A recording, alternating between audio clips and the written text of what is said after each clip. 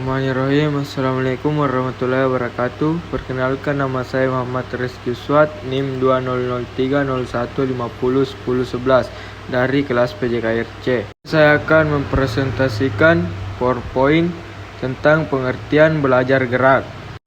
Apakah yang dimaksud dengan pembelajaran gerak? Pembelajaran gerak adalah menambah pengetahuan, pemahaman, atau penguasaan melalui pengalaman atau penyelidikan.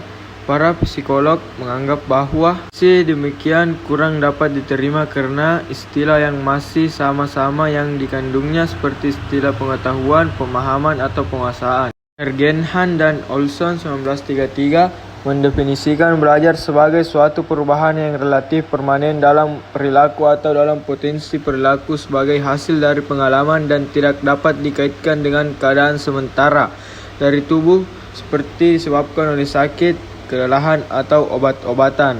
Smith 1991 menjelaskan bahwa pembelajaran gerak adalah serangkaian proses yang dihubungkan dengan latihan atau pengalaman yang mengarah pada perubahan-perubahan yang relatif permanen dalam kemampuan seorang untuk menampilkan gerakan-gerakan yang tertampil. Secara umum, definisi yang diajukan Smith di atas mengandung 3 aspek penting sebagai berikut. Yang pertama itu belajar merupakan pengaruh latihan atau pengalaman.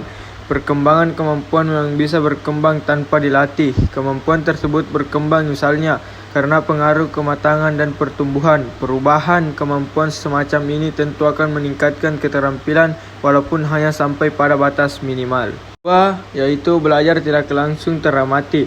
Ketika latihan berlangsung, terjadi banyak perubahan dalam sistem saraf pusat. Perubahan tersebut terjadi karena pengayaman berbagai kemampuan dan pengalaman gerak dalam sistem memori otak. Proses inilah yang biasanya menempatkan perubahan yang terjadi agar menetap, yaitu perubahan yang terjadi relatif melekat.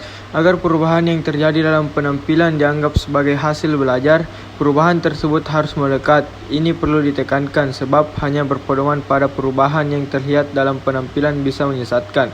Banyak perubahan dalam penampilan terjadi oleh sebab lain yang sifatnya hanya sementara seperti oleh kelelahan, obat-obatan, atau kondisi lingkungan. Mengukur hasil pembelajaran gerak. Gagasan bahwa pembelajaran gerak tidak dapat diamati menimbulkan pertanyaan tentang bagaimanakah kemajuan pembelajaran itu dapat diukur. Jalannya yang bisa ditempuh untuk menghindari frustasi tersebut adalah dengan mengetahui hakikat dan pola perkembangan hasil belajar. Hal ini meliputi seperti berikut. Turun naiknya perkembangan belajar. Hasil perkembangan belajar yang terlihat dari keterampilan anak dapat dikumpulkan dalam waktu yang cukup panjang, misalnya dalam 1 bulan atau 1 cawu. Jika dipetakan dalam bentuk grafik, hasilnya akan menunjukkan garis menanjak jika yang dikumpulkan adalah nilai keberhasilan anak dalam melakukan tugasnya.